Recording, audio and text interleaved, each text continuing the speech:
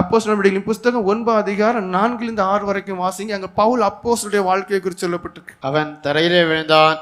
அப்பொழுது சவுலே சவுலே, நீ என்னை ஏன் துன்பப்படுத்துகிறாய் என்று தன்னுடனே சொல்லுகிற ஒரு சத்தத்தை கேட்டான். அதற்கு அவன், ஆண்டவரே நீர் யார் என்றான். அதற்கு கர்த்தர், நீ துன்பப்படுத்துகிற இயேசு நானே, முள்ளில் உதைக்கிறது உனக்கு கடினமாம் என்றார். அவன் நடுங்கி திகைத்து, ஆண்டவரே நான் என்ன செய்ய சித்தமா இருக்கிறீர் என்றான். பாருங்க, நடுக்கம் என்று சொல்லும் போது பூர்ணமான ஒரு கீழ்ப்படுதல், உடனே ஒரு கீழ்ப்படுதல், உடனே ஒரு மனமாற்றத்துக்குள்ள ஒரு காரியம், உடனேயே எதுவானாலும் செய்ய ரெடியா இருக்கக்கூடியதான ஒரு அனுபவம், உடனேயே இது வரைக்கும் இருந்ததான் தன்னுடைய எல்லாவற்றையும் விட்டு மாறக்கூடிய ஒரு தன்மை. அதான் உண்மையான ஒரு நடுக்கம். வேதத்துக்கு நீங்கள் நடுங்கக்கூடியவர்களா இருந்து பவுல் அப்போஸ்தலனுடைய வாழ்க்கையை பாருங்க. அந்த மனுஷன் ரொம்ப கொடுமையான மனுஷன், கொடுமைப்படுத்தக்கூடிய ஒரு மனுஷன், தன்னுடைய மார்க்கத்தின் மீது வைராக்கியம் உள்ள ஒரு மனுஷன், வேற எந்த காரியத்தையும் கொஞ்சமும் இறக்கமே கிடையாது. அந்த மனுஷனுடைய வாழ்க்கையை பாருங்க. வசனத்துக்கு நடுங்கிறார், வார்த்தை உண்டாகுது, உடனே கேட்கிறார், நான் என்ன செய்யணும். நடுங்கிறார், மனுஷன் நடுங்கிறார், நடுங்கி திகைத்து அந்த வார்த்தைக்கு நடுங்க திகைத்து நான் என்ன செய்யணும்னு கேட்கிறார். அந்த மனுஷனுடைய வாழ்க்கையை பாருங்க, அப்படியே உடனே மாறுது. அது வரைக்கும் கிறிஸ்தவர்களை கொடுமைப்படுத்தின மனுஷன், அது வரைக்கும் ஏசுங்கிறதான அந்த நாமத்தை சொல்றவரை இழுத்து கொண்டு போகக்கூடிய ஒரு மனுஷன், அந்த மனுஷனுடைய வாழ்க்கையில அப்படியே ஒரு மாற்றம் வருது, உடனே கீழ்ப்படியுது. அதுதான் நடுக்கம். உடனேயே மாற்றத்திற்கு தயாராகிறது, அதான் நடுக்கம். உடனேயே அந்த வேத வசனத்தை பொக்கிஷமா எடுத்துக்கொள்றது, அதான் நடுக்கம்.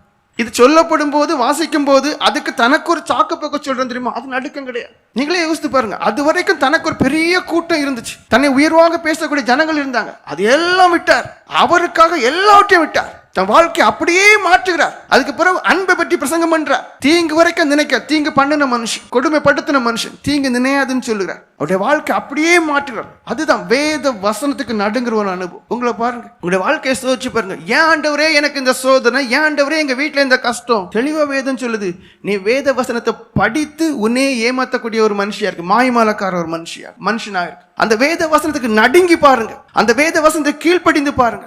அந்த வேத வசனம் எது சொன்னாலும் அதற்கு மாறான காரியங்களை உங்களை விட்டு அப்புறப்படுத்த உடனே நீங்க கீழ்ப்படிந்து பாருங்க, செய்து பாருங்க, உங்களுடைய வாழ்க்கையில மாற்றம் உண்டாக உங்களை தேவன் நோக்கி பார்ப்பார். வேத வசனம் ஒருபோதும் மாறாது. வேத வசனத்துக்கு எந்த மனுஷன், எந்த விசுவாசி, யாரானாலும் சரி, நடுங்கி விட வேண்டியதை விட்டு, பாவங்களை எல்லாம் விட்டு, மனம் திரும்ப வேண்டிய காரியங்கள் எல்லாம் மனம் திரும்பி, இச்சைக்குரிய காரியங்கள் எல்லாம் விட்டு, சிற்றின்படுத்தக்கூடிய காரியங்கள் எல்லாத்தையும் விட்டு நீங்க வேத வசனத்துக்கு நடுங்கி பாருங்க, உங்களை நோக்கி பார்ப்பார். அந்த வீடு ஆசீர்வதிக்கப்பட்டதா இருக்கு. 1 சாமுவேல் 4 அதிகாரம் 13வது வசனமும் 18வது வசனம் வாசிங்க. அவன் வந்தபோது ஏலி ஒரு ஆசனத்தின் மேல் உட்கார்ந்து வழியை பார்த்து கொண்டிருந்தான். தேவனுடைய பெட்டிக்காக அவன் இருதயம் தத்தளித்துக் கொண்டிருந்தது. இங்க யுத்தத்திற்கு உடன்படிக்கை பெட்டியை கொண்டு போறாங்க. அப்ப உடன்படிக்கை பெட்டி போனது, அது என்ன ஆச்சோங்கிறத ஒரு தத்தளிப்புல மனுஷன் இருக்கு. 18வது வசனம் நீங்க வாசிப்பீர்களே, ஆனால் அந்த பெட்டி பெலிஸ்தியரால் பிடிக்கப்பட்டது என்று அறிஞ்ச போது நடுக்கமும் திகிலும் அந்த மனுஷனை பிடிக்குது.